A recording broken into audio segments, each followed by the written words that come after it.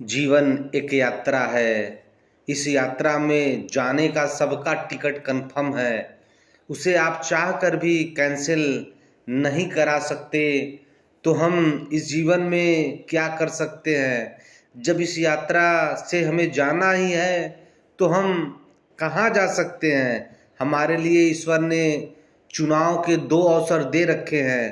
पहला तो ये कि हम 84 लाख योनियों में फिर से भटकने के लिए चले जाएं।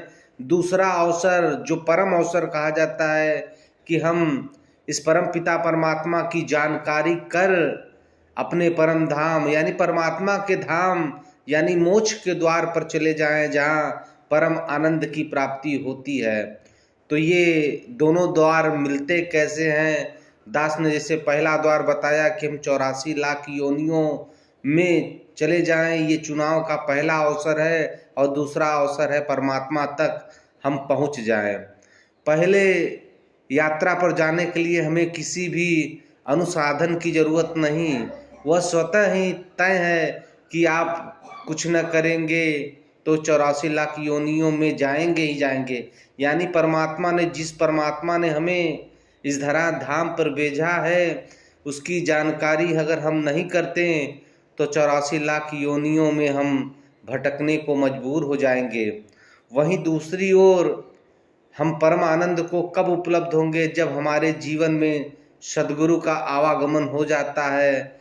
तब सद्गुरु ही हमें उस परम तत्व यानी परमात्मा की जानकारी करा देते हैं। और जब हमें परमात्मा की जानकारी हो जाती है तब हम मुक्ति के मार्ग पर आगे बढ़ जाते हैं। और सद्गुरु के दिखाए गए दिशा निर्देश पर अगर हम पूर्ण रूप से चलते हैं तो मुक्ति के भागी भी बन जाते हैं। क्योंकि जगत में मात्र एक सद्गुरु ही हैं जो हमें मुक्ति का दान देते हैं। हर एक जीव के लिए ये साधन उपलब्ध नहीं है, लेकिन मानव के लिए ये परम मोक्ष का साधन मानव शरीर के द्वारा ही उपलब्ध है। इसीलिए तो देवता ये मानव तन पाने के लिए तरसते हैं। क्योंकि परम सुख जिसे दुनिया बहुत से संसाधनों में ढूंढ रही है, लेकिन असली सुख परमात्मा की प्राप्ति पर ही आता है।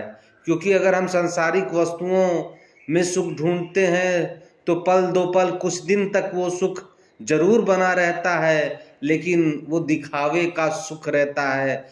लेकिन जब हम इस परम तत्व परमात्मा को जान लेते हैं, वो परम आनंद से आनंदित हो जाते हैं, तो ये सुख जीवन भर उतरने वाला नहीं होता।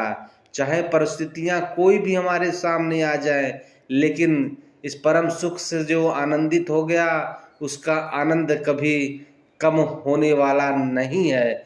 और इस आनंद की प्राप्ति में जब हम इस परमात्मा की प्राप्ति की ओर अग्रसर होते हैं तो लोग हमें बहुत ताने देते हैं कि बड़ा भगत बनता फिर रहा है, बड़ा भगत बन रहा है।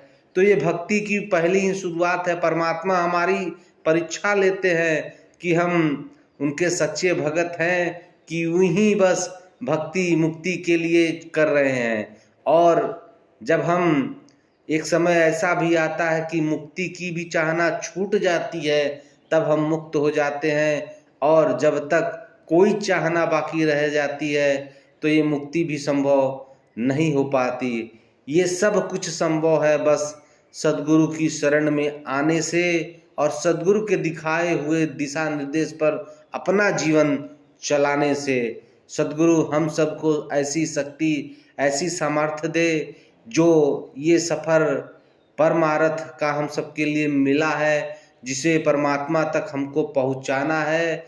बिना सद्गुरु के ये परमात्मा तक पहुंच ही नहीं सकता। इसलिए सद्गुरु के दिखाए हुए दिशा निर्देश पर हम सब चलकर इस जीवन की जो परम उपलब्धि है परमानंद की प्राप्ति उसे कर लें। जब उसे कर लेते हैं तो सब सुखों से सर्वोत्तम सुख को प्राप्त कर लेते हैं। जिन्होंने परमात्मा को प्राप्त कर लिया उन्हें और कुछ भी प्राप्त करने की आवश्यकता ही नहीं है।